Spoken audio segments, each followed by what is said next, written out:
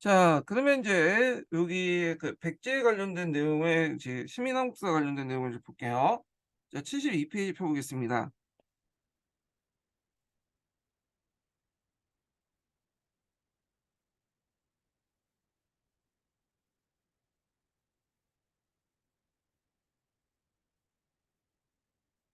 자, 72페이지 내용을 보겠습니다. 근초공항 관련된 내용을 볼게요. 백제국 성립 관련된 내용 볼게요. 먼저. 자, 백제 건국서다에 따르면 건국시조 온조는 부유에서 졸변으로 남하해 고구려 주몽의 고구려 건국을 도운 소선의 아들이었다. 그런데 주몽이 부유에 있을 때 낳은 유리가 찾아오자 온조는 형 비류와 함께 한강 유역을 옮겨왔다. 자, 온조는 기원전 18년에 하남 미대성에 자리 잡은 후 백제를 세웠고 비주의 세력은 미초에 정착했다 온조에 통합됐다. 자, 요 관련된 내용이 이제 뭐냐면 온조 백제에서도 입각한 삼국사의 기록이죠. 자, 건국선화는 부여나 고구려 등 북방에서 남한 세력이 각기 인천과 서울 지역의 소국을 형성했다가 서울 지방의 소국이 인천 지역의 소국을 병합하면서 세력을 확장했던 양상을 반영한다. 자, 서울 지역의 소국은 삼국지 동의전에 나와 있는 마한 소국의 하나인 백제국에 이제 해당한다. 자, 마한 백제국은 점차 세력을 확대하면서 소국들을 병합하면서 백제로 성장한 것이다. 자, 삼국사에 따르면 백제군 초창기 때 낭랑, 말갈, 마한 등 주변 세력을 충돌하거나 교섭하면서 성장했다 이렇게 있는데 여기에서 좀 보면 삼국사에 보면 말갈 관련된 기록이 그 당시 백제 관련할 때 나오거든요. 근데 우리가 생각해 말갈은 여진족이잖아요.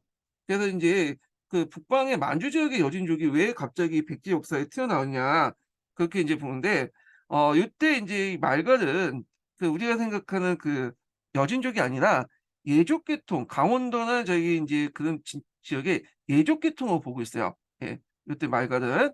자, 낭랑은 낭랑국과 관련된 서국 집단, 말가는 강원도 산간지대에 분포한 예족계 주민 집단이 이해된다. 이 가운데 백제는 임진강 유역이나 한강 중상류 일대에서 말갈과 자주 충돌했다. 자, 마한 지역에서 목지국이 중심 역할을 하면서 정치, 종교적 권위를 바탕으로 여러 소국들을 일구고 있었다.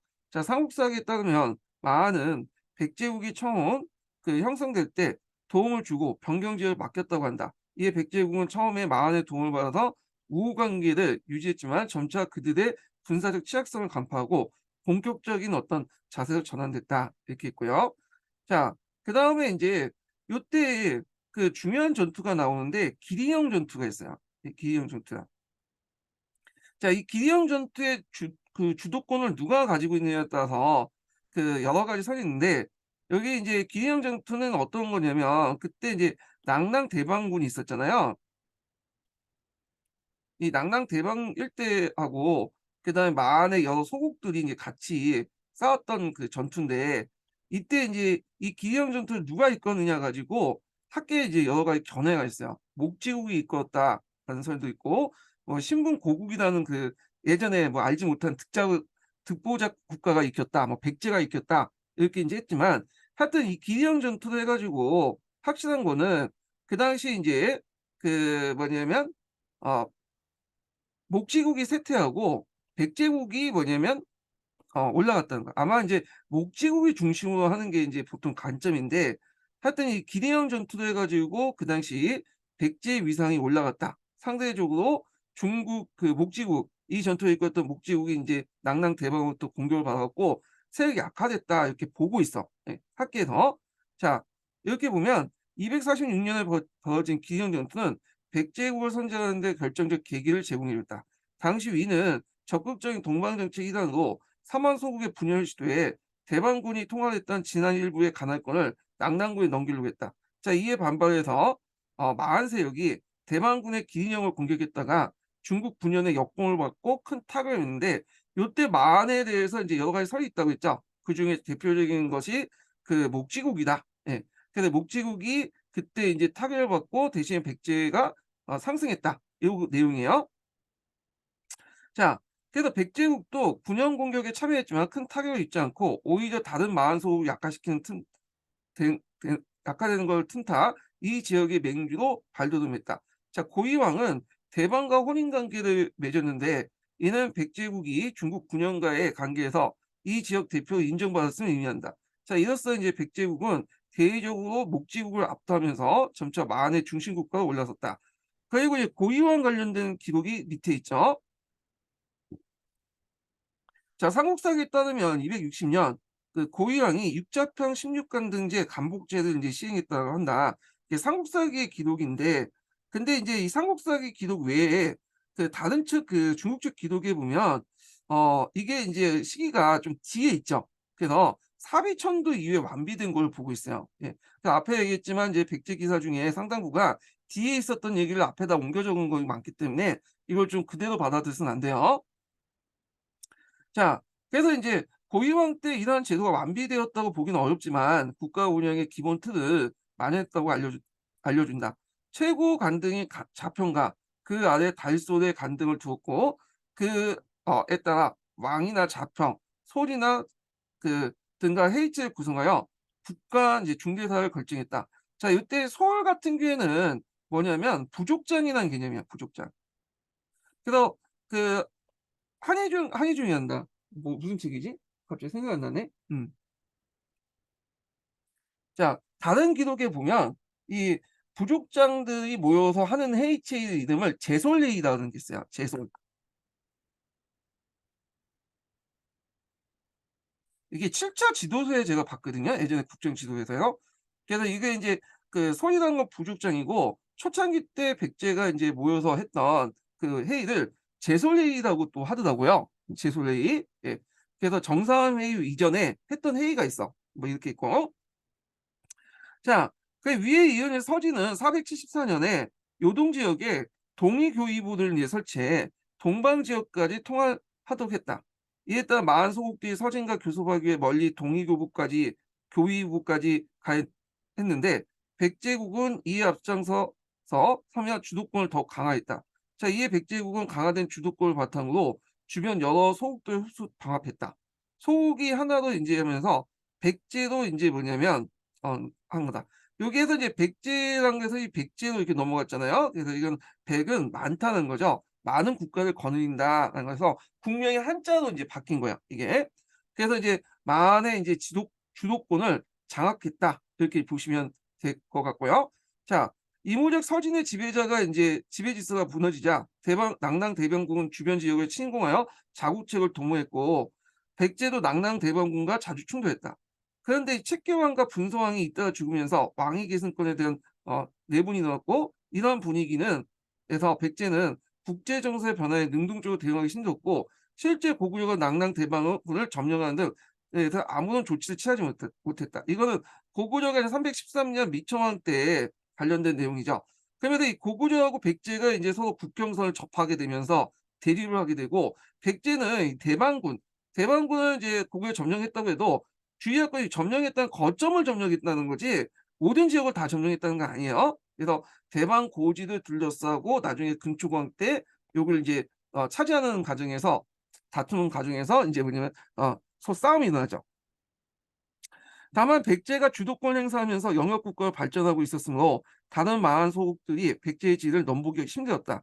오히려 마한 소국들은 서진의 붕괴와 낙랑 대방구의 소멸로 선진물을 공급받기 어렵기 때문에 백제에 의존할 수밖에 없었다. 왜냐하면 아까 치면 낙랑 대방군에서 그 쫓겨난 한인들이 요 백제에 많이 갔기 때문에 백제를 통해서 인제 뭐냐면 이렇게 중국 문화를 수용하는 통로가 형성됐다. 이렇게 보시면 되겠죠. 자, 이에 백제는 남쪽으로 더 확장하여 그 영역을 차용산맥 이나 일대까지 이뤘다. 다만 백제는 복속 지방에 이제 지방군을 파견하지 못하고 그다음에 토착 세력이 통치하는 위만 간접 지배를 했다. 이래서 이제 이걸 좀 거점 지배 역할을 했다. 이렇게 보시면 되겠죠. 그걸 이제 볼 수 있는 게 뭐냐면 그 영산강 유역 지역의 그 통치 방식을 볼 수 있어요. 영산강 유역을 점령하고 나서 4세기 때 이제 지배 그 지역을 지배했잖아요. 근데 실제로 이게 이제 6세기 전까지 5세기 말까지 그 무덤을 보면 되게 백제 계통의 무덤이 안 나와요. 그러니까 우리가 생각하는 행렬식 석시문이 안 나오고 영산강 그 특유의 무덤 형태 있죠. 동무덤 형태 있죠. 이 항아리 형태의 무덤 형태가 그 6 세기 전까지 계속 나오거든요. 근데 6 세기 이후에 가서야 인제 뭐냐면 우리가 생각하는 그런 그 백제식 고분들, 행렬식 석시분이 등장해요. 이 말은 무슨 말이냐? 영산강 유역의 거점을 점령했지만 모든 지역을 다 점령한 건 아니죠. 나머지 지역은 다 간접 통치했고 그래서 아직까지 영산강 유역 지역에 있었던 그 세력들이 계속 남아 있다가 6 세기 넘어와서야 그때서야 인제 본격적으로 인제 백제가 직접 통치를 했다고 볼 수 있죠. 그러니까 그전까지는 간접 지배 방식이라고 보시면 돼요. 간접 지배. 그러니까 담론을 설치해 갖고 이 담론만 지배하고 거점에서 나머지는 간접 지배하는 형태다. 예. 그래서 이 담로제라는 형태도 간접 지배한 형태거든요. 예.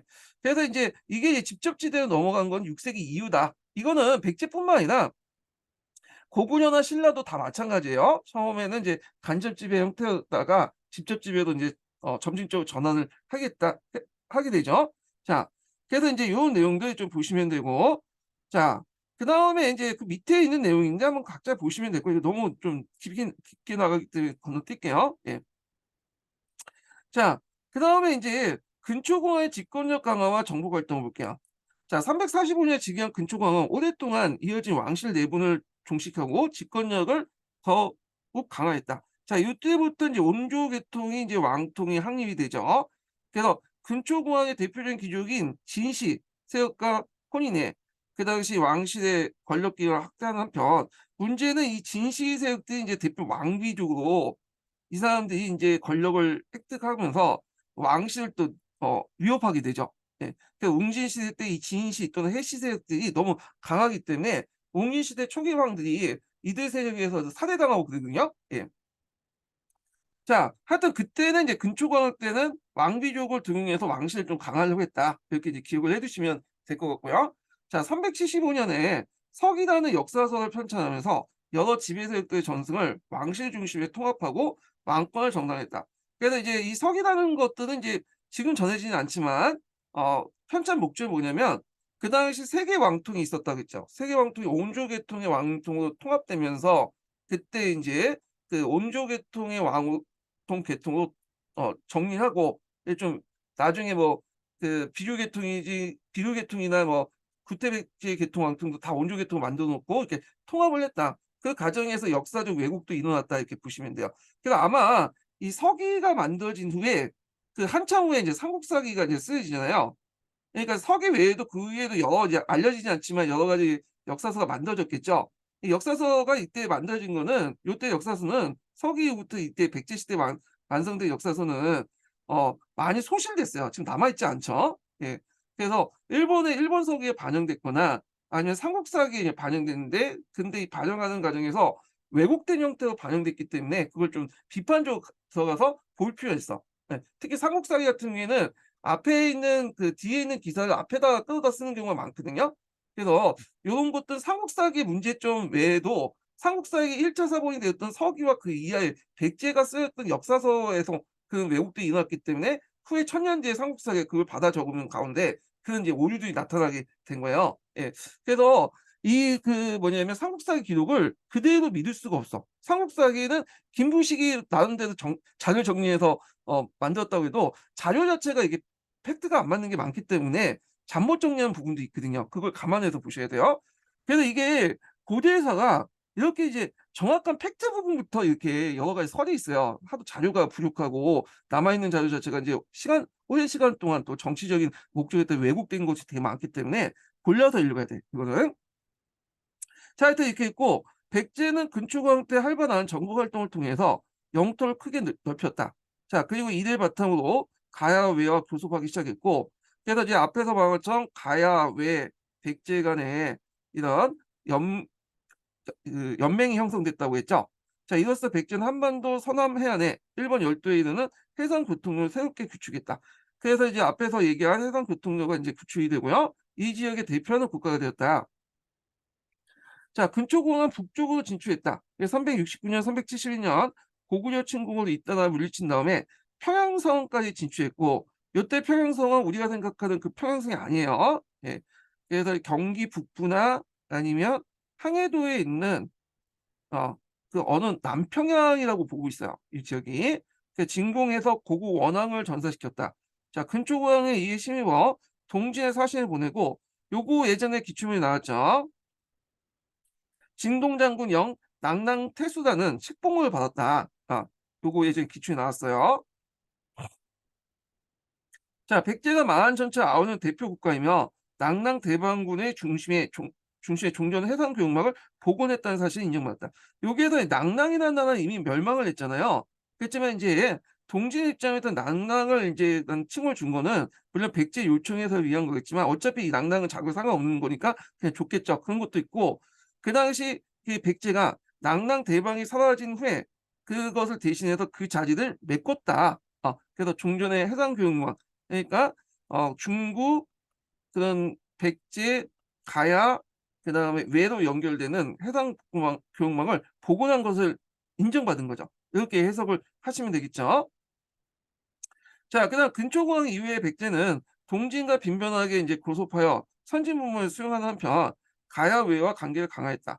특히 이제 384년에 친루왕 때 그 서역 승려였던 마르나타가 동진에 거쳐서 백제에 들어오자 궁중에서 후하게 대접했고, 이듬해 수도 한성에 사찰을 지어서 승려를 출가시켰다.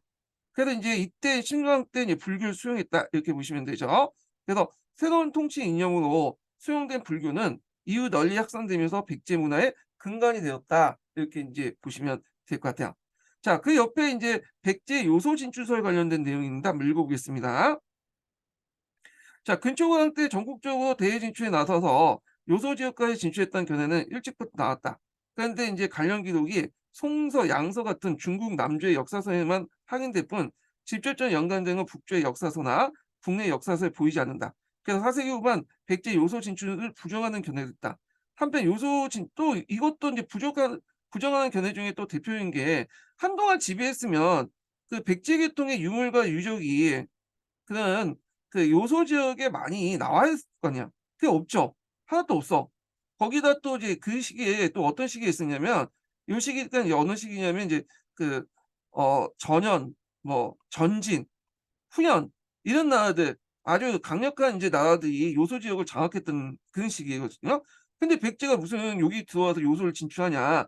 이런 것들 여러 가지 정황상 맞지가 않고 유물 유적이 안 나오기 때문에 그냥 남조 측의 기록이니까 믿을 수 없다. 남조에서 입장 올 때는 뭐 그냥 백제 말 듣고 그냥 적을 수도 있는 거 아니에요? 예. 자, 하여튼 근데 그거에 대해 또 다른 견해도 있는데, 이거 주체를 달리해서 인제 보는 견해도 있어요. 예. 그래 갖고 있는데, 뭐 여기까지 들어가면 그 뭐냐면 복잡해지니까 그냥 한번 읽어 보시고요. 예. 자, 그래서 인제 이렇게 해서 한번 봤고, 그다음에 인제 넘어가서 신라의 발전 과정을 좀 보겠습니다. 예. 신라 볼정보다는 그 앞에 백제 중흥을 읽고 그다음에 신라 넘어가는 게 낫겠네요. 예. 앞에 고구려도 이제 그 정도 읽었으니까. 자, 그 86 페이지 펴 보세요. 백제 중흥 관련된 내용을 좀 보겠습니다. 예.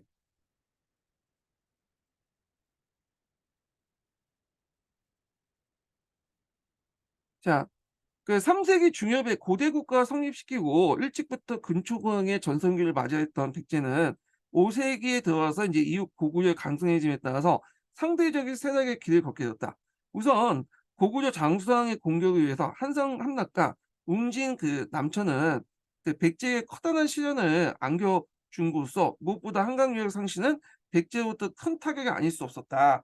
그래서 인제 이 5 페이지에 관련된 내용인데 계도랑 관련된 내용이거든요. 근데 이거는 갑자기 동서왕으로 이렇게 건너뛰어.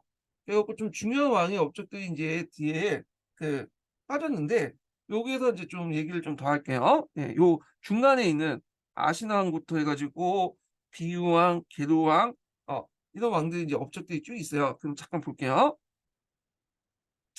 자, 요게 인제 좀 보면 먼저 아신왕 관련된 내용을 볼게요. 강개토 대왕에게 인제 58성 700여 총을 뺏겼다고 있거든요. 그래서 강개토 대왕 기문에 보면 고구려의 영원한 노객이 될 것을 맹세를 했어요. 이게 강개토 대왕기 나오고요. 그다음에 백제 가야 외의 연합군이 신라를 공격을 했는데 정신 못 차리고 또 공격했죠. 그래서 이때 이제 고구려가 이제 신라를 도와줘서 금강가야까지 진출하는 그 내용이 요때 왕 때고요. 예. 그다음에 이제 비유왕 때는 나제 동맹을 맺게 되죠. 그래서 난징 전쟁을 이제 펼쳤던 고구려에 대비해서 맺은 동맹, 비유왕과 눌주왕 간에 맺어진 동맹이 있고, 그다음에 이제 계도왕 때 보면 그때 이제 무리한 토목 공사를 했다고 해요. 그래서 장수왕이 먼저 백제를 치기 전에 승려 도림을 인제 파견했죠. 그래서 이 도림이 바둑을 되게 잘 뒀다고 하거든요. 그래서 계도왕도 바둑을 좋아했고, 그래서 인제 이 도림이 은근히 계도왕과 바둑을 두면서 좀 져주고 그랬나 봐. 예. 그래서 이제 도림하고 이제 계도왕하고 어느 친근감이 형성되니까, 래퍼가 형성되니까 도림이 그 얘기를 한 거야. 뭐 "궁궐 만들어라." 뭐 해 가지고 하니까 그거에 대비해서 계도왕이 궁궐을 많이 만들었죠. 왜 그런 얘기를 했냐면 궁궐을 축조해서 국력을 소진시키려고 했다. 그래서 국력이 소진된 후에 인제 뭐냐면 누구로부터 공격을 받은 거예요?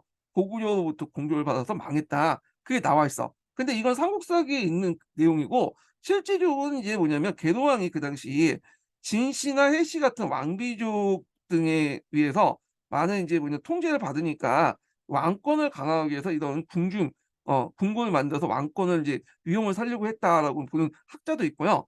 그다음에 또 인제 이때 특징이 뭐냐면 진시의 씨를 대규모로 이제 수청하고, 기존의 귀족 세력들을 수청하고 부여씨를 인제 적극적으로 자기 일족들을 등용했다고 그래요. 그래서 이 진시의 해씨 중에 일부가 고구려로 망명해 가지고 나중에 고구려 장수왕이 공격할 때 앞잡이 노릇을 했다라고 보고 있어요. 뭐 이렇게. 자, 그래서 인제 있고, 이때 계도왕 국서 관련된 내용은 앞에 얘기했죠. 예. 자, 그리고 인제 나와서 이제 웅진 시대로 넘어갈게요. 예. 다시 넘어가서 웅진 시대로 보죠. 자, 또한 인제 왕권의 실추와 진시의 시에 대한 왕비조의 창궐, 앞에 얘기한 것처럼 그 당시 계도왕 때 이들을 인제 대규모 숙청하고 부여씨를 인제 등용하고요. 그다음에 그 여러 가지 궁궐 공사, 물론 삼국사기에 보면 이제 도림의 인제 그 의견을 받아들여 했지만 실제로 왕권을 강하게 한 조치였다라고 해석하는 학자도 있다고 했죠. 그래서 이제 나름대로 왕권 강화를 한 상태가 근현상에서 나온 거야.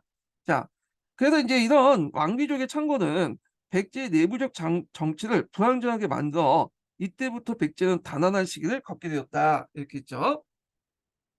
자, 그다음에 인제 이렇게 했는데 그 후에 인제 웅진 시대에 넘어오면서 그 도중에 상금왕이나 그다음에 문주왕 같은 거, 이 문주왕 때 인제 웅진에 인제 천도를 했거든요. 예. 웅진 같은 경우는 방어를 하기에는 상당히 좋다고 했죠.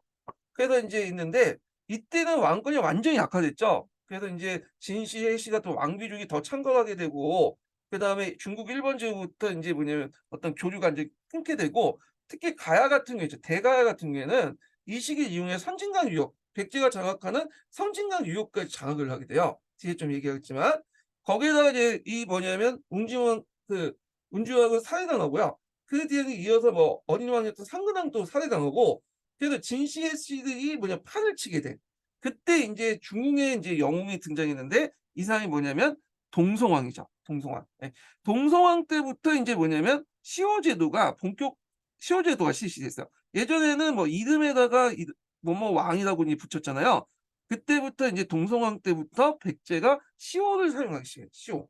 그리고 그 중국식 시호가 이제 시작된 건 그 뒤에 인제 누구죠? 갑자기 생각이 안 난다. 그 뒤에 유명한 왕인데 문흥왕릉. 문흥왕이 때 이제 중국 시호가 이제 시작됐고, 하여튼 동성왕 때 시호가 시작됐다. 이렇게 보시면 돼요.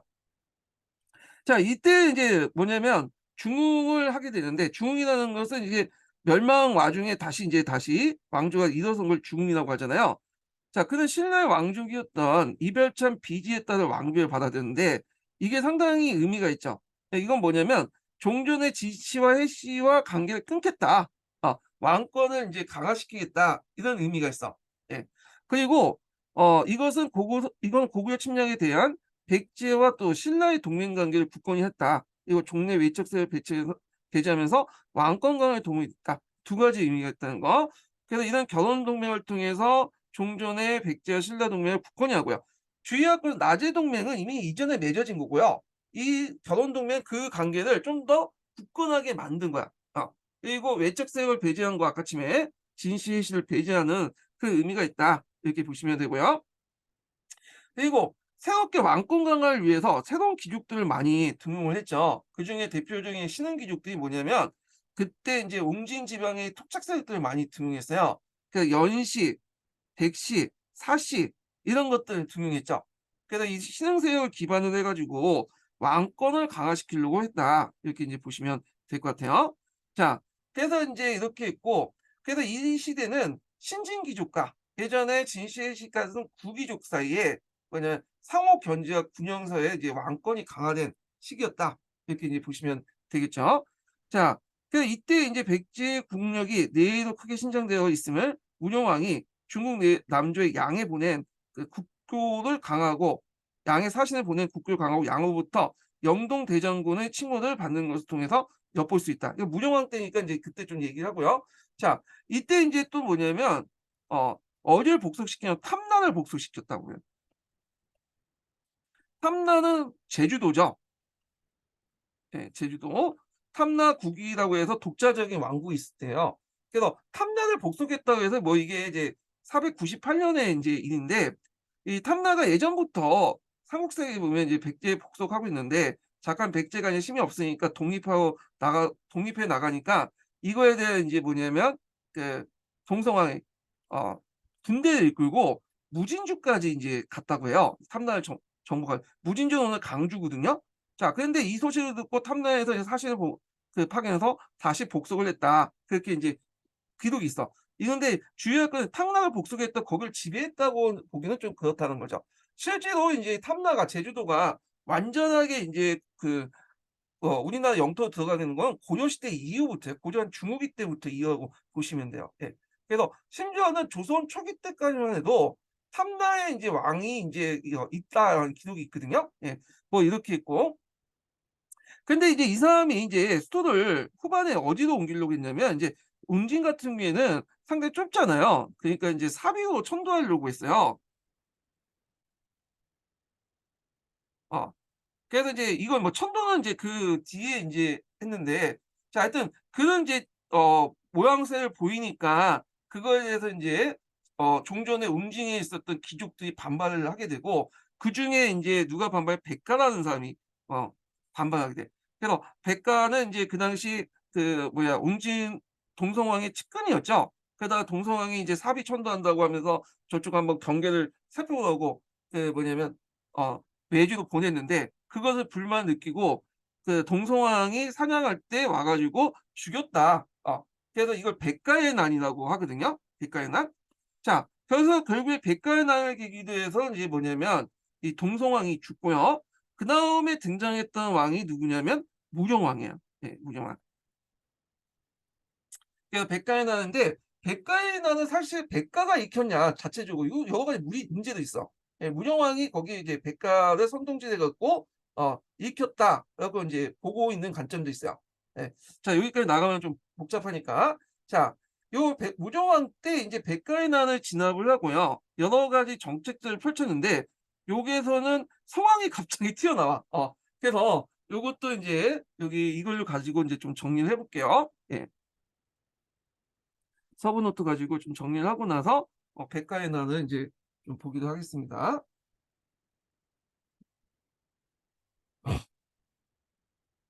잠깐만요.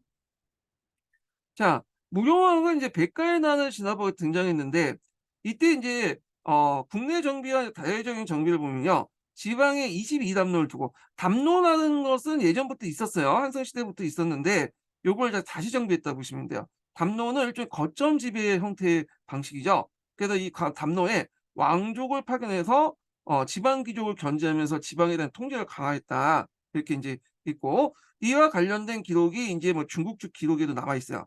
그다음에 인제 대외적인 관계 보면 양과 적극적으로 인제 교류를 했죠.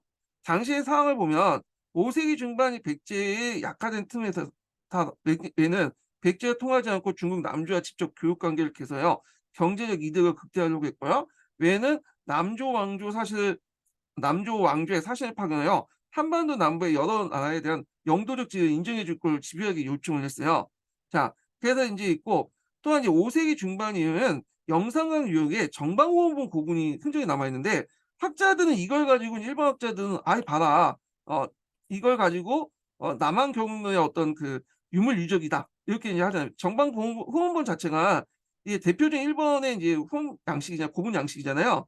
근데 이제 최근에 보니까 그게 아니라 이 정방호원본은 원래는 백제에서 만들어진 것이 일본으로 큐슈 지역으로 해 갖고 인제 기내 지역까지 확대된 거다. 이렇게 고증을 하고 있죠. 예. 자, 양과 교류를 하면서 무정왕은 그다음에 양의 사신을 방어하고 국교를 강화하고요. 그다음에 이제 양직공도에 보면 지금 그 양나라의 사신도를 그려 놓은 게 양직공도거든요. 거기에 이제 백제 사신도가 있어요. 그래서 이제 무정왕이 이때 양직공도가 아 받 그려진 무정왕 때 이제 사신도라고 보시면 돼요. 백제 사신도는 무정왕 때 인제 파견된 백제 사신도를 그려 놨다. 그리고 그때 신라도 같이 인제 사신을 파견했는데 신라는 독자적으로 인제 뭐냐면 파견한 게 아니라 백제와 옆에서 다 그 같이 달려갔죠. 그러니까 같이 붙어서 간 거죠, 나제 동맹에. 그래서 신라는 6 세기 이후부터 인제 독자적으로 인제 했던 거고 6 세기 중엽의 진흥왕 때부터 이때는 백제와 함께 같이 갔다. 그래서 이제 이 양직공대 백제 사신도에 그게 나와 있어요. 예. 그 내용이 그 앞에서 22담로 설치라든지 백제가 인제 다시 부흥했다는 그 내용도 있고 그 신라와 관련된 내용을 백제의 부속국이다 이런 식으로 기록돼 있는데 이건 아마 백제 말을 듣고 그 당시 양나라에서 기록을 한 것 같아. 자, 그래서 양직공도의 그림의 사신도는 그 당시 문호왕이 파견된 사신이었다. 이렇게 보시면 되죠. 자, 하여튼 영동대장군 간제를 수여받았다는 거.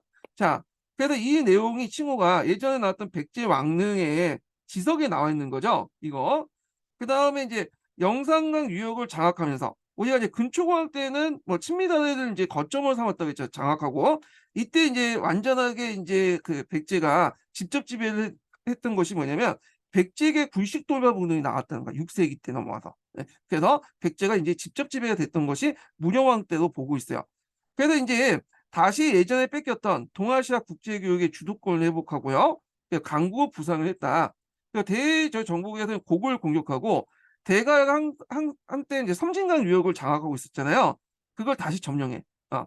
그리고 나서 가야와 신라가 인제 가야가 입장할 때 대가의 입장할 때는 선진강 루트를 잃었으니까 밖으로 나갈 수 있는 통로를 차단됐잖아요. 그러니까 대가야가 이제 낙동강 루트를 이용하려고 하니까 이때 낙동강 루트는 신라가 장악하고 있었거든요. 그래서 대가야와 신라 간에 결혼 동맹을 맺게 돼요, 이때. 이거는 예전에 기출 문제에 나왔던 건데 아마 이 무령왕의 이런 그 섬진강 루트의 장악, 백제 팽창에 대항해서 대가야가 이제 신라와 결혼 동맹을 맺었는데 덤폭 사건 때문에 깨지게 되죠. 이건 나중에 좀 얘기할게요. 자, 그 대외 관계에서는 일본과 인제 교류를 하기 위해서 왜냐면 일본으로부터 인제 물자나 인력을 받아서 그 당시 인제 한강 유역을 회복하려고 했거든요, 이 무정왕 같은 경우에는. 그래서 단양이와 고야물을 파견해서 인제 문화적 교류를 하면서 일본으로부터 군사적 원조를 받으려고 했다. 그리고 이제 무령왕은 겨울을 게이타의 왕이거든. 이 게이타의 왕은 개체 왕조의 선조죠. 오미에 있었던. 보통 지금 현재 일본 왕위 계통이 진무청으로부터 계속 내려온 게 아니라 한 번 바뀌었어요. 이때 인제 그 바뀐 계기가 됐던 게 게이타의 왕조라고 하는데 이 게이타의 왕조에게 그 백제가 큰 영향력을 행사했죠. 그래서 그 후에 게이타의 왕조들은 백제의 이제 왕족들과 결혼하면서 백제계의 혼혈 왕이 많아요. 그리고 백제계 시스템을 또 받아들이잖아요. 예. 우지 가베네 제도 같은 것도 다 백제계 시스템이거든요. 그래서 이 백제와의 그 외간의 관계가 공고했는데 왜 이렇게 백제하고 이렇게 계속 친하려고 하냐? 백제 같은 경우에는 한강 유역을 점령을 해야 되는데 병력이 많이 딸리거든. 그러니까 인제 외에서 병력을 차출해 가지고 이렇게 한강 유역을 점령을 하려고 했어요. 서왕 때도 그렇고. 그러면 이제 백제가 외한테 여러 가지 줘야 될 거 아니에요. 그러니까 이렇게 문물 교류를 통해서 많은 문화적인 것들을 전파했고 그 과정에서 5 세기 말에 인제 그 백제가 일본한테 철기 제작 기술을 알려줘. 예전까지는 철기를 자체적으로 만들지 못했죠. 예.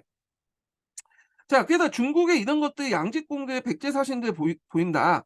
이때 인제 백제 사신과 함께 신라도 그 양을 같이 갔다. 근데 신라를 모시할 때 뭐라고 얘기하냐면 이제 "신라가 백제의 부용국이다." 뭐 이런 식으로 하는데 이거는 백제 말을 듣고 그냥 한 거고.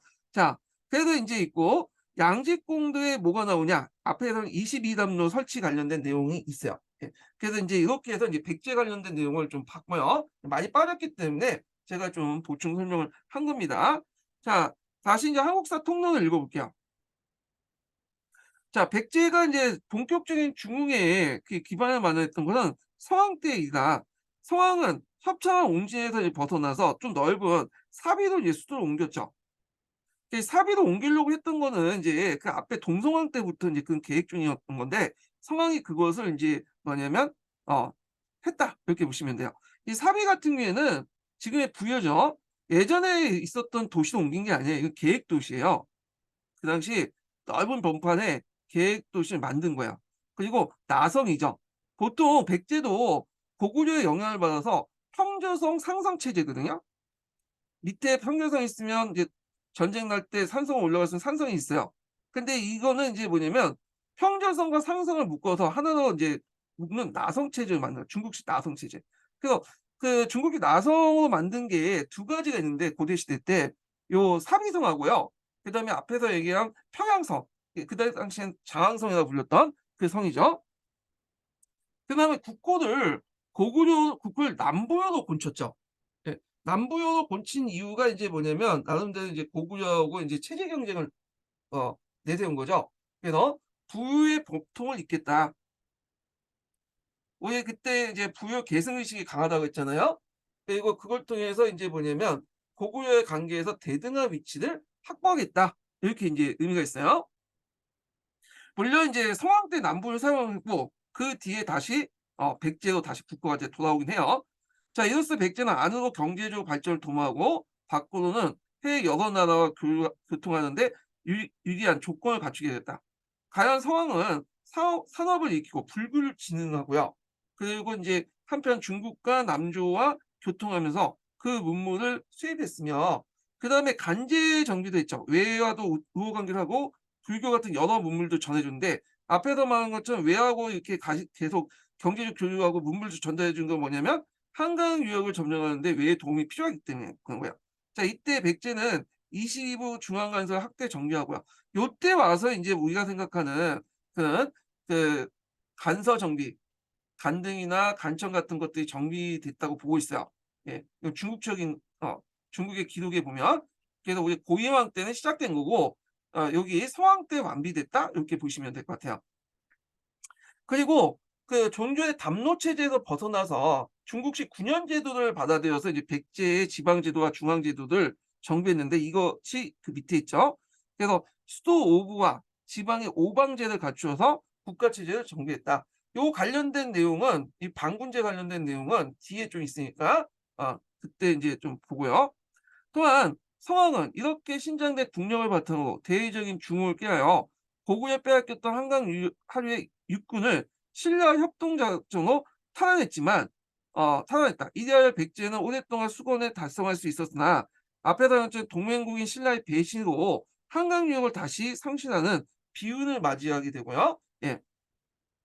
이 신라의 배신 행위에 그 뭐냐면 본격한 성황은 그 당시에 이듬해 친히 군대를 이끌고 신라를 치다가 이 간상선 전투에서 전사를 하게 되죠. 자, 그래서 이제 간산성 지금 옥천인데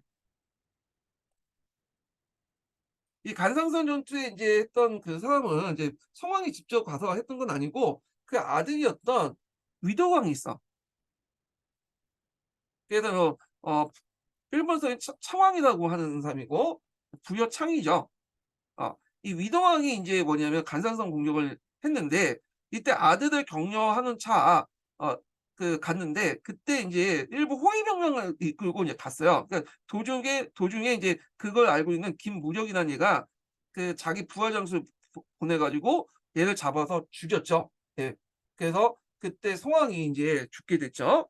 그래서 인제 이로써 백제중은 큰 타격을 입게 되었다. 이렇게 했죠. 간상선 전투 관련돼서 예전에 한번 기출문제 나왔죠. 예.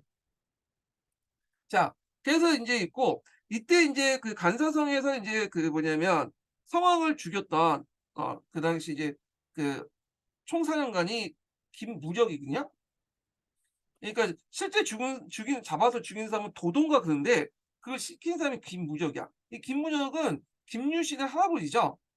원래 김유신 집안이 가야 계통의 그 집안이잖아요. 근데 이 김무적부터 해 갖고 공을 세 가지고 이렇게 김유신 때 들어와서 이제 신흥 그 세력으로 부각이 되게 돼요. 그 이제 바탕이 됐던 것이 이제 김무력 때라고 보시면 될 것 같은데, 자 이때부터 인제 완전히 이제 뭐냐 이렇게 보면 요 과정 속에서 이 나제 동맹이 결렬되고요. 이미 인제 배신 뗄 때부터 결렬됐어요. 결렬되고 그다음에 백제는 가야에 대한 영향을 잃게 돼요. 왜냐하면 그때 이제 간상성 전투에서 대가야가 백제 편에 붙어서 같이 인제 공격했는데, 대가야가 백제가 이제 취하면 깨지면서 대가야가 인제 그때 신라로부터 공격을 받게 돼. 그래서 이제 결국에는 신라가 대가야가 신라한테 멸망을 하게 되죠. 뭐 이렇게 인제 과정을 이런 과정을 겪게 되고요. 자, 이로써 백제의 중흥은 큰 타격을 입게 되었다. 이때부터 이제 상부의 관계가 반전돼요. 백제는 인제 거꾸로 고구려 연결해서 어제 동맹국이 어떤 신라를 적으로 삼아서 치열한 이제 싸움을 이제 계속했다. 자, 그래서 인제 이때는 백제와 고구려가 한 편을 먹게 되죠. 자, 이걸 이제 우리가 여제 동맹이라고 하죠. 근데 학자에 대해서는 여제 동맹에 가서 이게 맞은 것 맺었냐 안 맞았냐 여러 가지 설이 있어.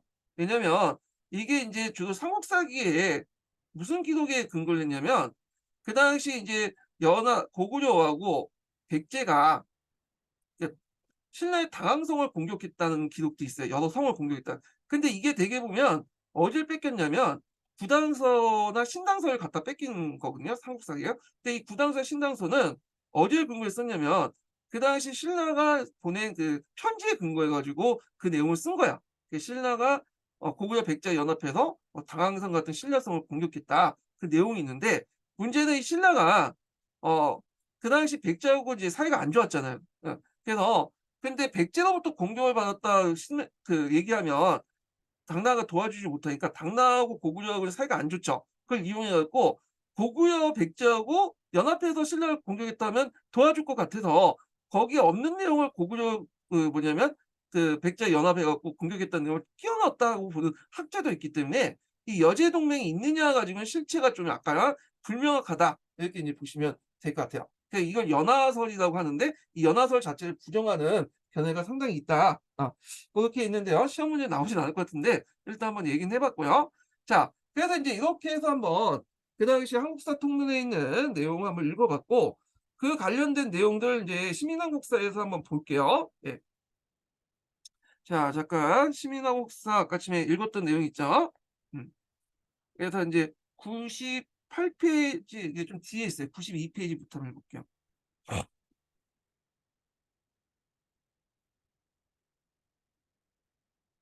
92 페이지인가? 네. 자, 한성 말기의 백제부터 한번 읽어 보겠습니다. 자, 백제는 침노왕이 384 년에 즉위하고 이듬해 죽자 침노왕은 1-2 년만 즉위했는데 이 사람의 주인한 업적은 앞에서 말한 것처럼 백제에 뭘 도입했다? 불교 도입. 이것밖에 없어요. 그냥 이거 하고 그냥 죽은 거야, 이 사람은. 뒤이어서 동생인 진사왕이 인제 왕에 즉위했다. 진사왕 때 감미성이 함락되는 등 감미성이 상당히 되게 중요한 성인데요. 여기 인제 보면 한성하고 그때 인제 한성의 위치에 대해서도 여러 가지 설이 있죠. 하여튼 이건 나중에 좀 제껴 두고, 자 이 풍납도서는 요즘 보고 있는데 하여튼 한성하고 되게 가까운 건데 그 앞에 있는 전초기지라고 보시면 돼요, 감미성이. 근데 이 감미성의 위치에 대해서 여러 가지 또 설이 있어. 뭐 개성이다, 강화도다 뭐 등등 있는데 한성 밖에 앞에 있었던 이제 전초기지대 이렇게 보시면 되겠죠. 그래서 인제 진상 때 감미성이 함락되는 등 고구려 압박이 본격화됐고요. 그러던 중 진사왕이 제8 년 만에 수족 중에 한궁에 죽고 친무왕의 아들이었던 아신왕이 즉위한 거. 그러니까 진사왕의 아들이 즉위한 게 아니라 이 아신왕이 즉위한, 아신왕은 인제 친무왕의 그 아들이죠. 원래는 어릴 때 즉위했어야 되는데 너무 어려 가지고 대신에 친무왕의 동생이었던 진사왕이 즉위했다가 죽으니까 인제 아신왕이 즉위했는데, 여기에서 인제 수족 중에 죽었다고 돼 있잖아요. 그러니까 이거에 대해서 아신왕의 측근이 얘를 죽였을 것이다 보는 학자도 있어요. 예. 자, 하여튼 아시황은 백제 때 그 앞에 전초기인 감미성을 하려고 시도했으나 실패했고 395 년에 장수를 보내서 고구를 공격해서 패배했다. 자, 아시황이 직접 군사 입국을 출전했지만 역시 성과를 거두지 못했다. 그래서 고구려와 공방전을 벌였던 그 396년 강개토 대왕이 직접 대군이 수도 한성을 포위했다. 자, 이게 강개토 대왕비에 나온 거죠. 그러니까 아시아왕 자체도 유능한 왕인데 더 유능한 왕이 그 당시 고구려에 있었죠. 때를 못 맞은 거죠. 그래서 결국에 강개토 대왕한테 깨지게 된 거예요. 자, 강개토 대왕 비문에는 이렇게 나와 있어요. 아시왕이 이제 강개토 대왕에게 항복할 때 영원한 노객이 되었다. 노객이라는 것은 이제 노비 같은 그 사람이라는 의미잖아요, 직역을 하면. 근데 이런 것을 직역하면 좀 그렇고, 노는 노비고 객은 그 당시 이제 약간 노예 같은 그 신분 객이라고 했거든요, 그 중국에서는. 그래서 이걸 그냥 '노리처럼 당신한테 복종하겠다.' 이렇게 이제 해석하시면 돼요. 자, 그래서 포로 1,000명하고 세포 1,000피를 바쳤다는 기록이 되었다. 그래서 강개토 대왕은 아시왕의 동생과 신하 10명을 불모로 데리고 철수했다. 자, 이때 백제는 58성 700여촌을 고구려에 빼앗긴 큰 타격을 입었다. 그럼 고구려가 그 당시에 그냥 백제를 멸망시키고 나머지 지역을 다 장악하면 되지 않느냐, 그렇게 생각할 수 있죠. 그럼에도 불구하고 왜 그냥 일부 땅만 뺏고 갔냐는 것은 앞에서 얘기한 것처럼 백제를 충분히 멸망시킬 수 있었지만 고구려의 독자적 천하관에 의하면 나름대로 천하가 형성되려면 주변에 제후국들이 필요하잖아요. 그러니까 제후국을 살려 놓은 거야, 얘네는. 살려만 뒀죠. 예. 자, 하여튼 이렇게 있고, 아시왕이 죽은 뒤에 태자 때 인제 뭐냐면 전진왕 때 외국에 돌아와 즉위했다. 자, 이때 인제 전진왕부터 해서 나중에 무종왕이나 이런 사람들은 대개 보면 일본에서 있다가 돌아왔거든요. 왜냐면 일본하고 그 당시 백제 간의 어떤 그 간에서는 이제 우호 관계를 맺고 있었잖아요. 근데 이제 이때 우호 관계를 맺을 때 서로 인질을 교환하는 게 있었거든요. 그래서 중요한 비중에 있는 인물들을 인질로 일본에 많이 갔어요. 그래서 그 인물들이 다시 나중에 돌아서 왕이 되는 경우가 있었어요. 예. 자, 하여튼 그렇게 했고, 전진왕은 왕은 그 408 년에 상자평을 두어 귀족회의를 주관하게 있다. 그래서 이제 예전에는 이제 그 자평만 있을 때는 왕하고 자평의 거리가 별로 없었거든요. 자평도 왕도 자평의 일원으로 이제 있는데, 상자평을 두면서 이제 자평하고 왕 간의 관계에서 이제 했죠. 그래서 예전에는 자평의 주제로서 총괄적으로 전지왕을 왕이 있는데, 이제 상자평을 둠으로써 이제 상자평이 그 자평을 주관하고, 이 왕은 이제 자평에서 벗어나 가지고 이제 뭐냐면 국정 업무를 더 총괄할 수 있는 자리, 그러니까 자평보다 더 위에 있는 자리로 인제 위에 있는 자리로 더 등극을 했다. 상자평을 이제 자평이 주도하게 하고 그 역할을 벗어남으로써 더 위에 있는 자리로 뒀다. 이렇게 보시면 될 것 같아요. 자, 그래서 인제 기존의 왕과 자평 그리고 고위 간등 소지자들이 해외 통해 국정을 운영하다가 왕이 빠지면서 상장평이 의장 역할을 하게 되고, 그만큼 왕이 그 위에 있는 이제 자평 위에 더 있는 그 자리도 이제 메꾸게 된 거죠. 그래서 이 상자평은 초창기 때는 귀족의 이익을 대변했고요. 후대에 갈수록 국왕 안에서 관료 집단을 통솔하면서 최고 재상의 역할을 했다. 이렇게 보시면 돼요. 자, 참고로 상자평이나 대대로나 그다음에 인제 어 이런 사람들은 왕이 직접 임명하는 게 아니라 귀족들이 뽑는 자리예요. 이건 나중에 좀 얘기할게요. 자, 고구려가 이제 평양으로 천도하고 남진을 계속하자 백제는 신라의 보조를 맞춰서 압박을 대비하려고 했다. 그래서 이제 비유왕 때 이제 우리가 아는 나제 동맹이 이제 맺어졌죠. 그래서 비유왕은 433 년에 신라의 사신을 보내 하친을 정하고, 신라 율주왕이 이에 호응해서 나제 동맹이 맺어졌다. 이후 양국은 상대국의 고구려를 공격받으면 지원군을 보내는 등 몇 차례 공동 대응으로 이어갔다. 자, 그다음에 인제 함성 함락과 웅진 천도와 관련된 내용을 보겠습니다. 자, 두 번째 인증번호 알려드릴게요. 두 번째 인증번호는 69 번입니다. 예, 두 번째 인증번호는 69 번이에요.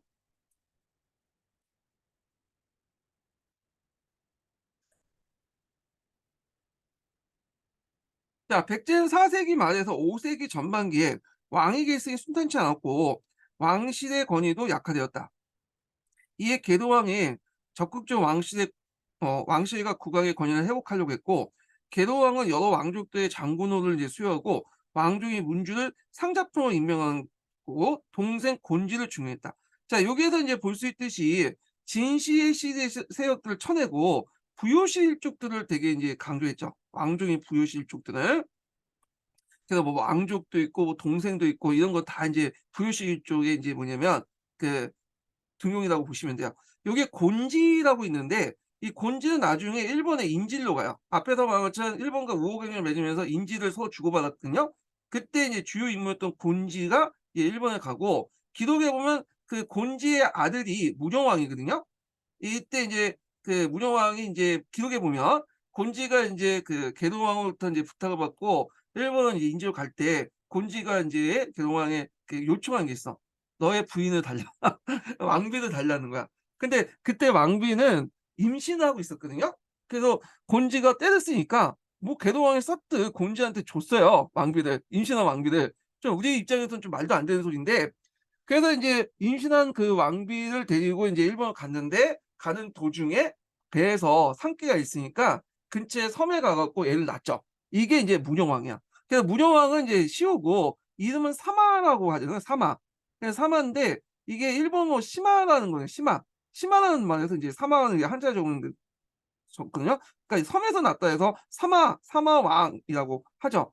그래서 곤지가 이제 사마를 데리고 와서 인제 여기 일본 생활했다가 나중에 이제 복귀해서 사마가 이제 복귀해 가지고 왕위를 차지했는데 이거에 대해서 보면 이제 삼국사를 그대로 믿으면 계도왕의 그 자식이 사마왕인 걸로 돼 있지만 실제 그거보다는 이건 나중에 꾸며진 얘기고 이게 반계 혈통이 동생인데 동생인지 누군지 친동생인지 몰라요. 하여튼 곤지의 아들이 사마고 사마가 나중에 인제 뒤에 옹진에서 이제 복귀할 때 무로왕이 될 때 그 앞에 동성왕이 이제 왕이 있으니까 동성왕의 불만 세력들을 결집해 갖고 그 백가를 통해 사주한 다음에 죽인 다음에 왕이 되었다라고 보는 학자의 견해도 있어요. 뭐 이런 견해가 있으니까 그렇게 좀 기억을 해 두시고 자 그때 인제 궁궐과 누각을 하늘하게 짓고 성곽과 제방을 쌓았으며 왕릉을 보수한 토목공사를 크게 벌였다. 그래서 인제 그때 뭐 고구려에서 파견 도림이라는 첩자의 말을 듣고 그렇게 했다는데 이걸 통해서 왕권 강화를 좀 약간 높이는 게 견해도 있다. 이렇게 보시면 될 것 같아요. 그 밑에 있죠. 그래서 왕실의 위협을 높이고 국왕의 권위를 가시하는 의도였다. 그러나 왕실 중심의 정치 운영은 여타 귀족을 소외시켜 반발을 불켰죠. 왜냐하면 부여시 일족이니까 기존에 뭐 진시 씨 같은 경우에는 소외됐고 그중에 이제 일부는 고구려 가 갖고 장수왕한테 꼬발리고 그 장수왕이 얘들을 항도 삼아서 내려와 가지고 뭐냐면 그 계도왕을 죽였던 거죠. 예. 그리고 계도왕을 죽일 때 그 뭐냐 쫓겨났던 이제 망명 귀족들이 고구려 장군이 돼 가지고 막 계도왕한테 침을 뱉고 막 욕을 하고 그 죽였다고 해요. 예. 자 그러나 왕실 중심의 정치 운영은 여타 귀족을 소외시키고 반발을 불러일으키고 지나친 토목공사로 인해서 민심을 잃었다. 자 472 년에 계도왕이 북위에 국서를 보내 고구려 정벌을 요청했으나 당시 북위는 고구려의 우호적이어서 뜻을 이루지 못했다. 거꾸로 이 일로 고구려를 자극해 475 년에 장수왕이 3만 명의 군사를 이끌고 한성을 포위하는 결과를 초래했다. 계도왕이 성에 빠져나가 몸을 피하려고 사로잡혀 죽임을 당했다. 그래서 인제 그 아차산성에서 죽었다고 하는데 뭐 그게요. 그리고 문주가 인제 신라의 지원병을 얻어 돌아왔을 때 수도가 이미 함락된 뒤였고요. 문주가 왕위에 오른 뒤 파괴된 한성을 포기하고 웅진으로 수도를 옮겼다 하는데 이때 이제 한성 오늘날 말하면 이제 이 한성이 어디냐 가지고 인제 여러 가지 설이 있지만 통납도성이 보통 정설로 인제 굳어지고 있거든요. 그래서 그 앞에 몽청도성이 산성이고 통납도성이 이제 평제성이다 이렇게 있는데 통납도성을 발굴하다 보니까 좀 이상하게 요게 고구려 점령했고 인제 했으면 고구려 유물이 나와 있어야 되냐? 별로 안 나와. 다 백제 계통이나 뒤에 신라 계통의 유물들이야. 그리고 오히려 한강을 경계로 이게 풍납도성이 이제 지금 송파 쪽에 있잖아요. 한강 북쪽에 그 뭐냐 고구려 보루들이 계속 남아 있어요. 그래서 학자들 보면 이 강남까지는 인제 뭐냐면 여기 한강 이남까지는 잠깐 쳤다가 다시 이 강북 지역으로 돌아가지 않았을까 이렇게 보고 있어. 그러니까 여기를 완전히 점령한 게 아니라 여기는 점령만 공격만 했고 이게 파괴시킨 다음에 다시 돌아왔고 강북을 한강을 경계해서 백제와 뭐냐 경계선을 이루었다 이렇게 보고 있어요. 왜냐하면 이 한강 북쪽에 고구려 보도들이 쭉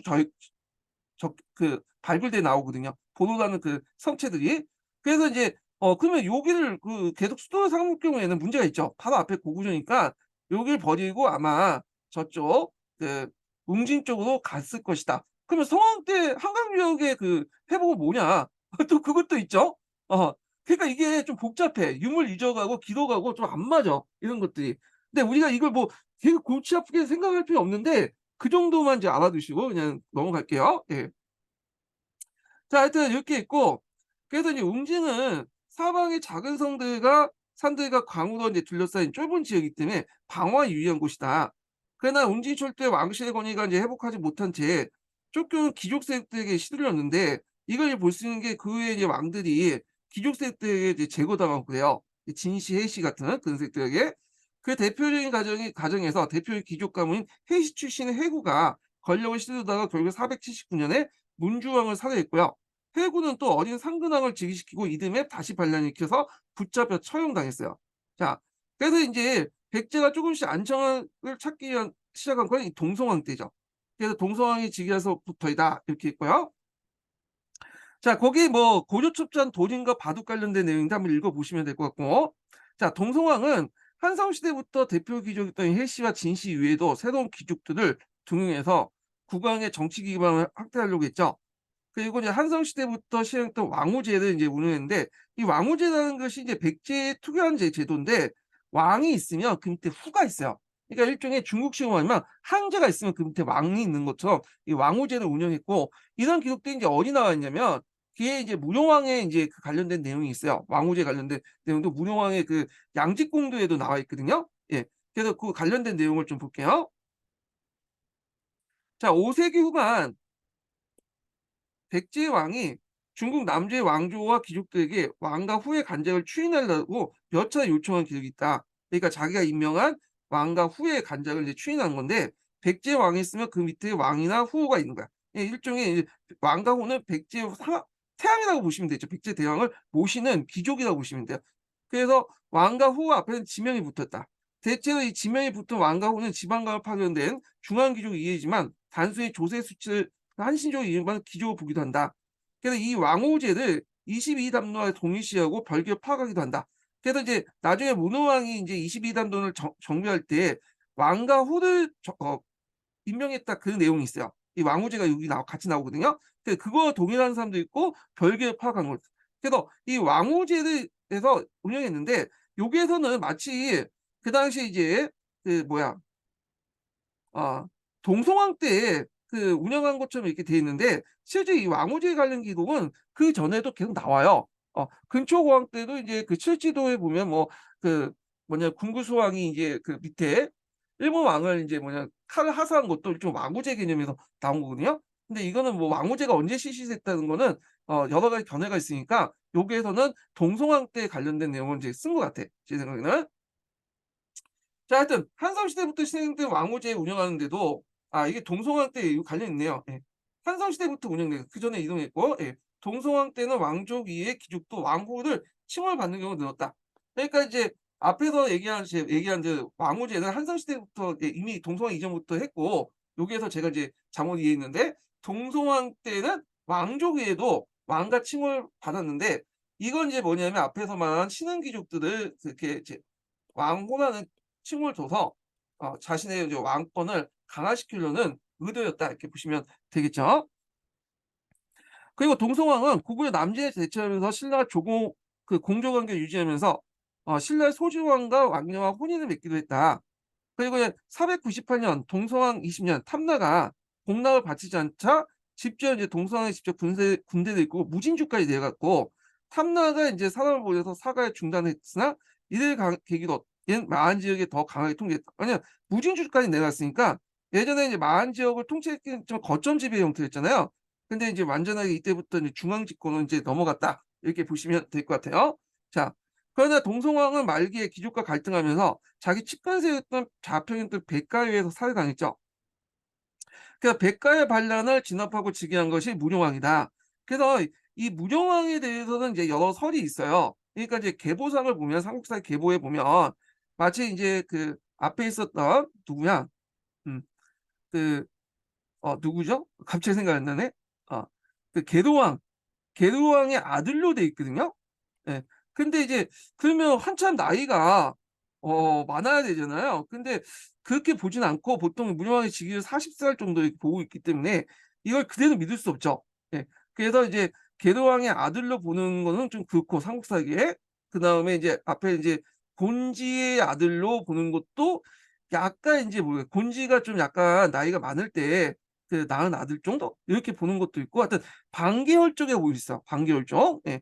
그래서 이 분호왕이 이제 백가를 시켜 가지고 그 당시 인제 동성애 불만 세력들 결집해서 죽여 놓고는 백가가 인제 뭐냐면 그 우양이 등장하자마자 백가를 인제 동성을 죽였다는 이유로 또 정부에서 백가를 말도 못하게 해서 이제 처형을 시켰다. 그래서 그 당시 이제 금강에 갖다 버렸다. 뭐 그 내용이 있어요. 예. 자 하여튼 있고 문영왕은 앞시기부터 통치력을 강화해서 고구려와의 한전에서 우세한 상을 이어갔다. 521년 중국의 남조의 양에 보낸 국서 양직공도라고 하죠. 그래서 양직공도에는 고구려를 여러 차례 격파하여 다시 강국이 되었다는 그거는 자신감을 드러내기도 했다. 이거는 중후의식을 이제 드러냈다고 보시면 돼요. 그러니까 대간을 견제하면서 섬진강 유역의 세력을 확대한 것도 이때다. 일본 서기에 이 관련된 기록이 나와 있어요. 예. 그래 갖고 인제 요런데 대가가 이제 섬진강 루트를 원래는 백제가 가지고 있었는데 백제가 좀 고구려에 공격을 받고 힘이 약화된 틈을 타서 뺏었죠. 그래서 한동안 해외 교통로, 해외 유통으로 해외와 통상하는 루트로 이용했죠. 예. 자 무효왕 때 제방을 쌓아 농사에 필요한 수리 시설을 확충하여 떠도는 백성들을 농토에 정착시키는 등 경제적 안정을 심었다. 대의적은 양의 자주 사신을 보내 선진 문문을 적극적으로 받아들이기도 했다. 그래서 문호왕릉을 보면 이게 예전에 한번 기출문제 나왔는데 좀 뒤에 있다 좀 다시 정리할게요. 자 비롯한 백제의 벽돌무덤과 이 벽돌무덤이라는 것은 뒤에 얘기했지만 이건 정통적인 백제식 양식의 무덤이 아니죠. 이건 중국식 무덤이에요. 백제 같은 경우에는 이제 군식 돌방 무덤이 대표적인 거고 행일시상수이분이 그 벽돌 무덤은 중국식 무덤인데 그 당시 양나라 기술자들이 와 갖고 벽돌 무덤을 만들었는데 대표적인 무덤이 두 개가 있죠. 이 문흥왕릉이 있고 송상리 육후본이 있어.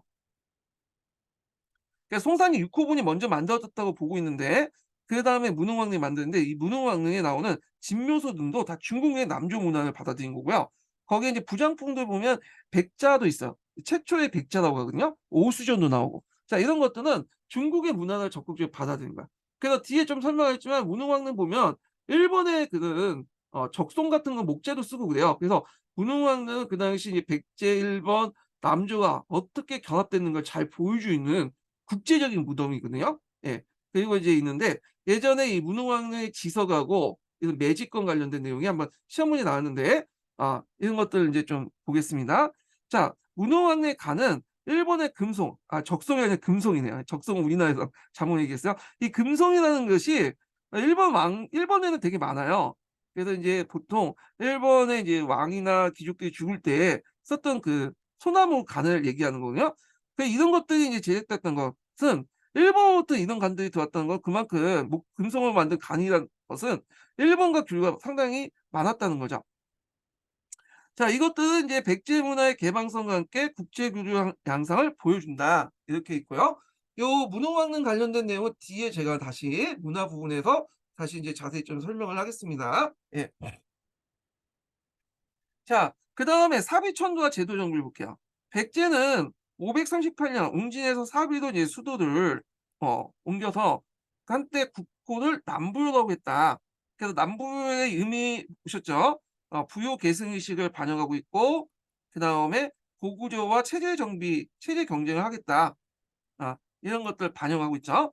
자 사비로 천도의 배경은 산지 사이에 인제 좁은 지역을 벗어나 이 사비가 넓은 평야지대거든요. 개방적이야. 생산량을 이용해서 금강을 이용해서 수요 고통을 주는 이점을 활용하려고 했다. 그래서 사비는 인제 뭐냐면 계획 도시고 만들어진 도시고요. 사비를 만드는 데 큰 공헌을 했던 뭐냐면 세력이 사시 세력이야, 사시.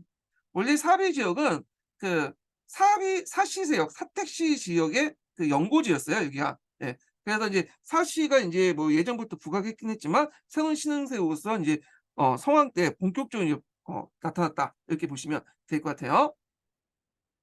자 백제의 이제 정치 제도와 중앙 관청은 거의 완비된 시기가 성황 때였다. 앞에서 얘기한 것처럼 16간 등제와 22부의 중앙 관청 그리고 수도와 지방의 행정제도를 완비한 것도 사비 시대인데 이때부터 이제 중국식 군현제도나 이런 것들 중국식 제도를 이제 받아들여.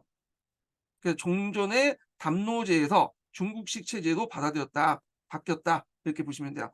자, 서왕 때 백제는 고구려의 공격을 때때로 격퇴하고 때로는 고구려에 패배한 등 굴고 걷었다. 그 한편 중국 남주와 여러 국가와 활발한 교류를 했고 신라와의 우호 관계를 유지하면서 548년에 그 서왕 때죠. 고구려군이 독산성을 공격할 때 신라군의 지원을 받았다.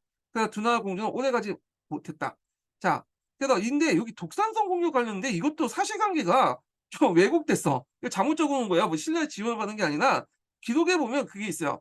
이 고구려하고 백제가 독산성을 둘러싸고 막 서로 치고받고 하면서 이제 싸우고 있었거든요.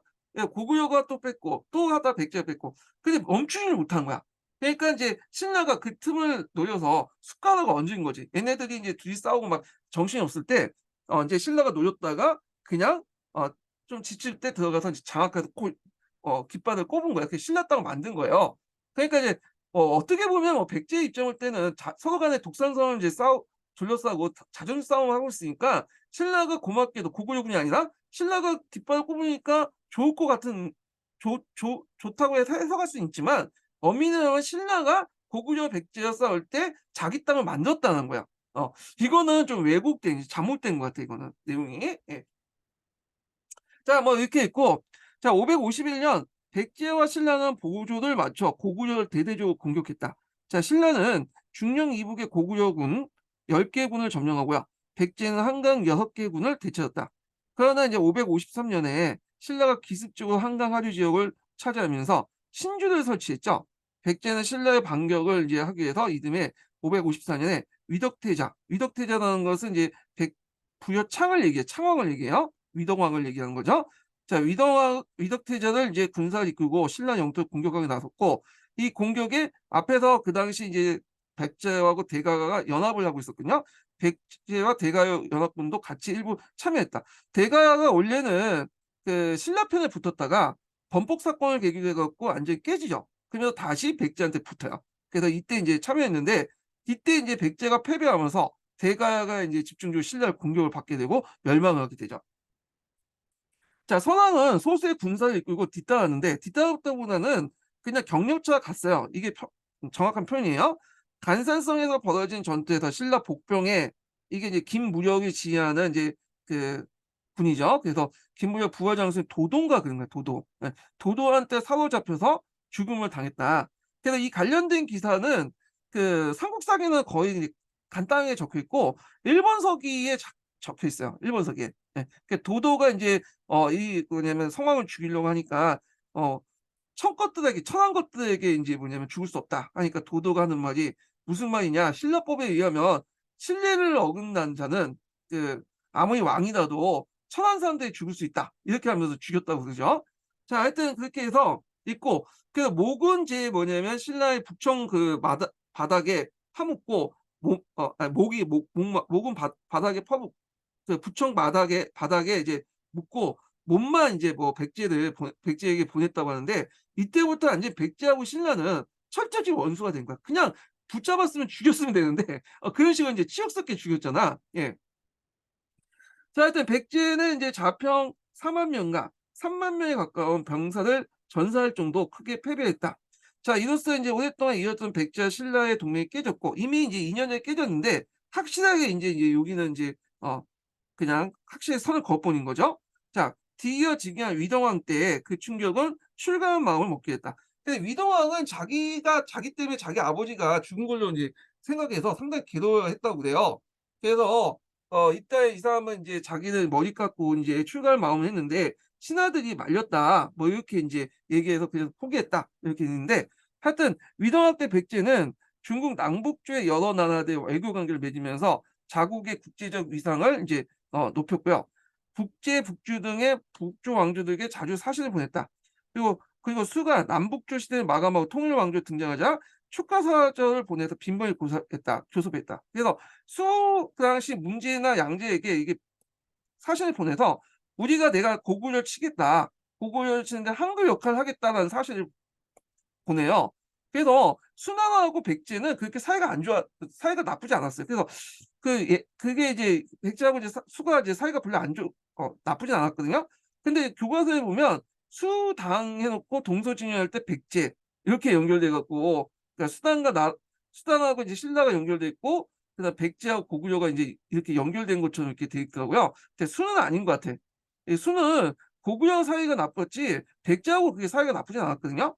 근데 요 지도가 좀 잘못된 것 같긴 한데, 역사 지도가 수당 이렇게 신라, 그다음 고구려, 백제 이렇게 남북진영, 동서진영할 때 요 표가 좀 약간 이상한데, 자 하여튼 그리고 인제 신라의 국경 지역을 자주 공격하는 등 열세 만화였거든. 그때 인제 위덕왕부터 해 갖고 쭉 뭐냐면 신라가 백제로부터 공격을 받아.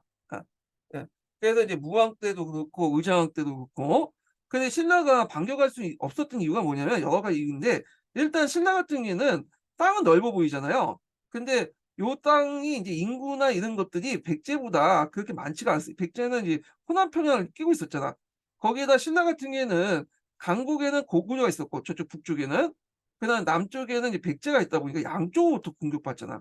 그러다 보니까 이게 인제 한강 유역을 장악했긴 했지만 실속이 별로 없는 거지. 양쪽으로부터 공격받고, 그렇다고 인구가 많은 것도 아니고. 그러다 보니까 신라가 번번하게 인제 뭐 그 무왕 때나 의장할 때 공격을 계속 받으면서 깨지게 된 이유도 그런 이유 때문이야. 예. 그러다 보니까 이걸 좀 돌파하고자 그 당시 이제 그 뭐냐면 나당 동맹을 맺게 됐는데, 이건 나중에 좀 얘기를 하고요. 자, 그래서 인제 이렇게 해서 인제 위동왕까지 인제 좀 얘기를 했고요. 그다음에 요게 이제 그 삼국통론에서 좀 약간 없는 게 그 뒤에 왕들에 관련된 내용인데, 뒤에 왕 중에 인제 법황이니 이런 왕들은 제껴 두고 무한하고 위장한 것만 좀 정리해서 좀 얘기할게요. 예.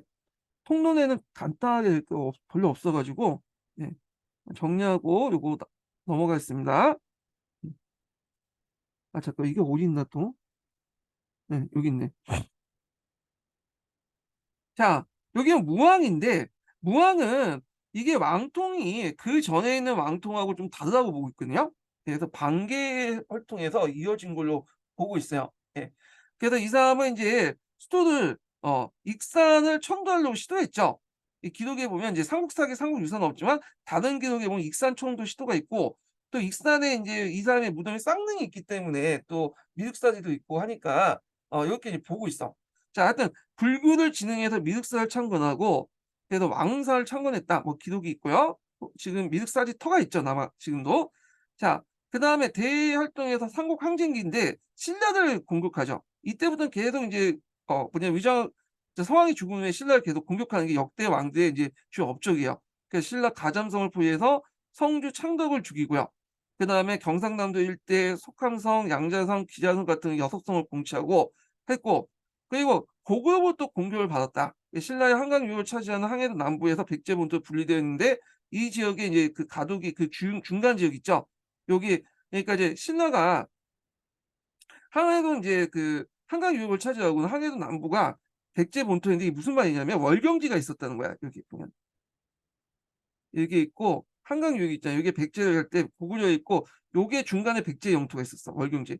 그러니까 고구려부터 공격을 받았다는 거야. 예. 뭐 이런 내용들.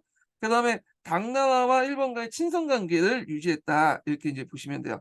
그래서 앞에서 말한 것처럼 여제 동맹이 있느냐 없느냐 가지고 지금 실체가 여러 가지 서 있다는 건데, 여제 동맹 우리가 시기였다고 보는 그 시기에도 뭐냐면 7 세기 때죠. 이 고구려가 백제를 공격한 내용이 나와요. 예. 그렇기 때문에 우리가 여제 연합군이 뭐 당황성 등 일부 지역을 합동해서 공격했다는 그 중국적 기록을 바탕한 삼국사의 기록이 신라 측의 편지 속에 바탕을 했기 때문에 이런 것들을 믿을 수 없다라는 게 학자들의 그런 견해거든요. 이렇게 있고. 자, 의자왕은 인제 이 집권 초기에 일부 귀족들 대교를 숙청하는 집권력을 강화하고요. 이 사람도 인제 계도왕처럼 부여시를 인제 적극적으로 등용해, 자기 친족들을. 그리고 여제 동맹을 했는데, 이 여제 동맹도 아까쯤에 요것도 인제 앞에서 얘기한 이게 좀 의심스럽죠. 이렇게 있고. 자, 그다음에 예전에 한번 시험 문제 나왔던 것이 신라를 공격해서 신라의 서북 군사 요충지 당항성을 인제 대하성을 함락하죠. 합천이죠. 대하성이 상당히 이제 전략적 요지였는데, 대하성이 그 뭐냐면 여기 이제 경성으로 가는 경주로 가는 딱 그 코스에 있어. 그러니까 대화성이 함락하면 대구를 거쳐 경주로 가는 거거든요. 그러니까 상당히 위기인 거죠. 그때 이제 김풍성이라는 그 장군이 있었는데 이 김풍성이 부하 장군의 그 아내를 건드려요. 그래 가지고 결국에 그 애가 도망쳐 나와 갖고 이제 백제편에 붙어 가지고 공격해서 김풍성과 그 당시 김춘추의 그 딸이죠. 고타손인가? 하여튼 그 애가 잡아서 죽게 돼요. 그 김춘추가 그 소문을 듣고 멍하니 하루 동안 이제 있었다고 그래요. 그래서 김춘추가 인제 어떤 식으로 하냐면 어차피 인제 양쪽부터 이제 공격받을 수 있잖아요, 백제부터. 그래서 일단 고구려 가 갖고 고구려하고 통상 그 뭐냐면 얘기를 하죠. "우리하고 동맹을 맺자." 그러니까 고구려의 이제 연개성이 거부를 했고 오히려 김춘추를 가뒀다고 하죠. 그래서 그랬다가 나중에 인제 김유신이 군대 이끌고 오니까 이 김춘추를 풀어주고 그 과정에서 뭐 기토서사 같은 설화들이 나오고요. 자 그리고 이제 고구려 안 되니까 바다 건너서 인제 뭐냐면 당나라 당태종에 가 갖고 결국에는 뭐냐면 이렇게 동맹을 맺었다. 그 당시에 당태종은 고구려를 쳤다가 안 되니까 신라가 필요했던 거야, 병창기지로서. 그래서 서로 간의 이해관계를 조절해서 그는 결국에는 나당 동맹이 맺어졌다. 뭐 그 내용이에요. 자 그래서 인제 위장 때 결국에는 이제 나당 동맹군에 의해서 그게 뭐냐면 멸망을 당했죠. 예 이런 내용들 인제 보시면 되고요. 자 그다음에 인제 넘어가서 한국사 통로로 넘어가서 신라와 관련된 내용을 이제 좀 보겠습니다. 예. 자 요거는 좀 쉬었다가 진행을 할게요. 예. 신라 관련된 내용은 좀 쉬었다가 진행하겠습니다.